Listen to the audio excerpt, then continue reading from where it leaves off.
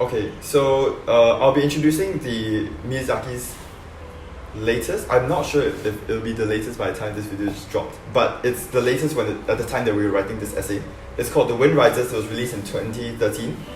And it's a little bit different from the rest of Miyazaki's films because most of Miyazaki's films take place in a setting that's very fantastical, that have like monsters and magic and like wizards and stuff like that. But this film actually it kind of blends certain fantastical elements with things that happen in real life. So specifically, the film is centered around the life of this Japanese engineer called Jiro Horikoshi, which occurs sometime from 1903 to 1982. So this was the time of the Second World War, where Japan was really embroiled in this like military battle with the rest of the Allied forces. And so this engineer in particular was very significant because he was the one who invented the Mitsubishi A6M fighter plane, also known as the Zero fighter plane.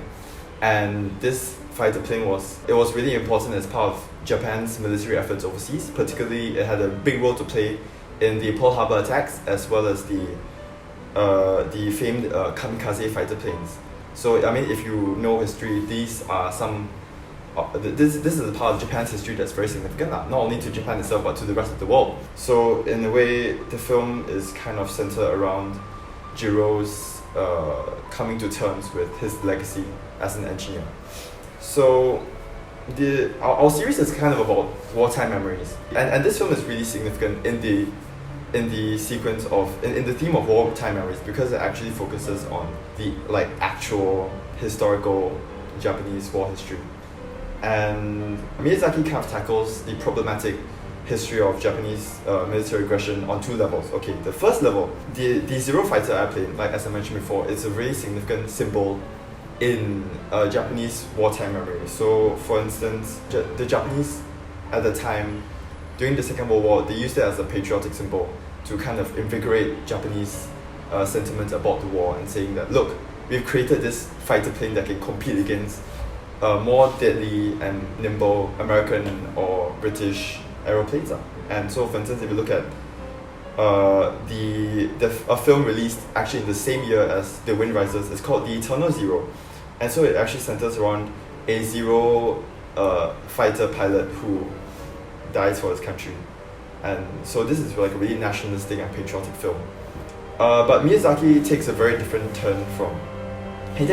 stance to how the Mitsubishi plane is usually portrayed. Miyazaki actually portrays this plane as like kind of like a corrupted dream. So throughout the movie, there are many sequences in which Jiro enters like this dream landscape. So like for instance, there's a segment where he interacts with this Italian bombastic engineer, his kind of science idol. He's called Caproni, and he says that, and he kind of imagines this like paper aeroplane which glides through the sky. It's a really beautiful sequence, and you can kind of see that Miyazaki's passion is not really to create something to further Japan's military ambitions overseas, but it's actually to create something that's inherently beautiful and artistic. There's another scene in which Jiro literally calls his ambitions like the kingdom of dreams.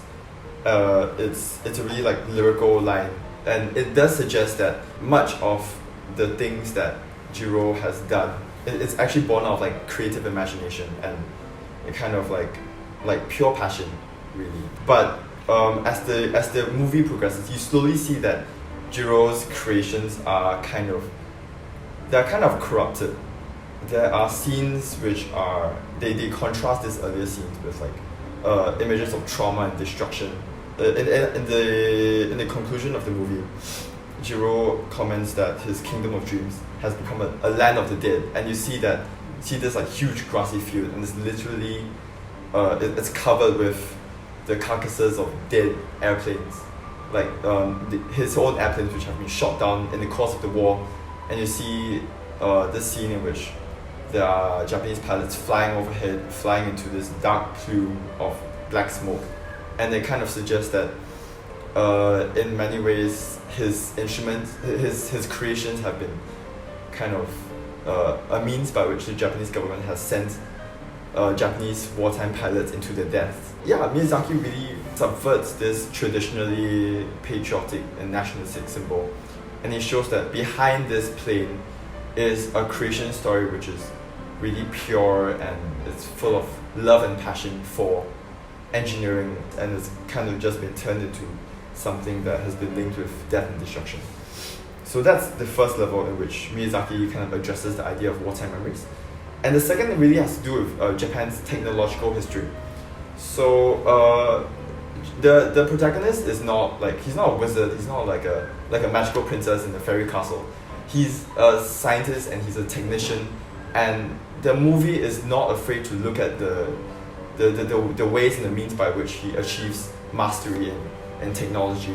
For instance, there's a sequence in which he goes to Germany with his colleagues and he looks at the latest advances in military aerospace engineering, and he really geeks out over this huge like chrome-plated aeroplane, and he's like, "Whoa, this is so amazing!" And you see that he walks into it, and there's a scene where he's like really like blown away by like this amazing technological advancement. And so yeah, usually the Zero plane isn't really referenced in terms of how Japan has advanced technologically over the decades. It's really used as like a wartime symbol. But Miyazaki revisits this interesting aspect of the plane, and he suggests that maybe instead of looking at this symbol from the perspective of war, we can look at it in terms of how Japan has invented and developed and like created new ways of kind of putting itself above and beyond its technological competitors. There's a scene in which Jiro, like he bitterly remarks to his colleague that Japan is like they're chasing a tortoise down a 20-year lead, and if you close the gap in 5 years, he'll just be like 5 years down the road. And it really calls back to that time in World War II where Japan was really like a huge backwater, like not to offend Japanese viewers, but like Miyazaki as a filmmaker, he shows images of poverty, he shows images of children who are starving in Japan, and Jiro is really against this, like this backwater status in Japan. But with the development of like this plane and also a lot of wartime technologies, Japan has really advanced into the technological marvel that we know today. Previously, Japan had no military and technological edge over big countries like Britain and France, and it was considered like the little brother of the Axis powers. But because of this plane, Japan gained a huge technological advantage. And yeah, so Miyazaki takes this symbol and he puts it into a different context, and it says that, look, it can still be a symbol of pride, it can still be something that Japanese are proud of, but maybe we should be proud of something else about this plane, which is namely a symbol of Japanese ingenuity. You see, for instance, in the movie where Jiro and he looks at this fish bone, it's a curved fish rib bone, and he says that, oh, this is interesting. What if we incorporate this into technological design and create this new, lighter, more agile fighter plane? And you actually see him go through the stages where he draws the designs, he shows it to his colleagues. Colleagues are like, "Wow, this is so amazing!" And then it actually gets built, and you can see that Jiro's like really amazed by it.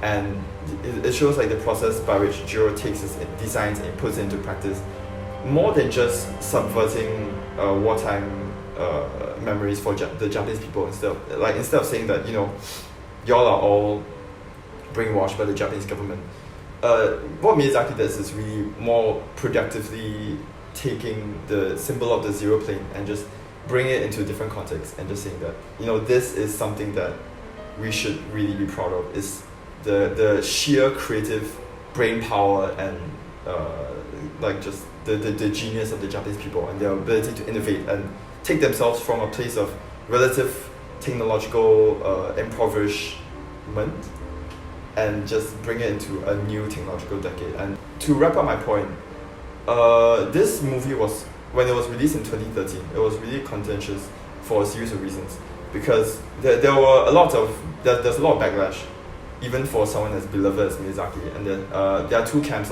So one camp says that, look, what you're doing is you're really stepping on this part of Japanese history which we are really proud of. Like the Zero Fighter is a patriotic symbol. It's we're all proud of it, and what you're doing is you're bringing it down. You're destroying aspects of Japanese history that are like moments of pride. And the other camp says that what you're doing is actually endorsing wartime Japanese military aggression, because you're portraying a Japanese wartime engineer in a sympathetic light. You're saying that, oh look, he's amazing, he's brilliant, and we should all be proud of this moment. Whereas a lot of Japanese people actually, they don't feel that Japanese wartime is something that they want to be proud of. So in a way, it kind of inflamed like a lot of people. But Miyazaki doesn't really do either of these. He's not endorsing wartime technological development. He's not endorsing wartime military aggression. But neither is he absolutely destroying Japanese history and memory. He's saying that, okay, we have a problematic past. We did some bad stuff with this Zero Fighter plane, and there's a really tragic history behind things like the Pearl Harbor attacks and the kamikaze pilot. Like, lives were lost on both sides, on the sides of the Allies and the side of the Axis powers. But what we can do is take some of these remnants of history and really like create something new, look at it from a different light, and maybe we can find ourselves in a better place and like actually be proud of something that we as a nation have created. So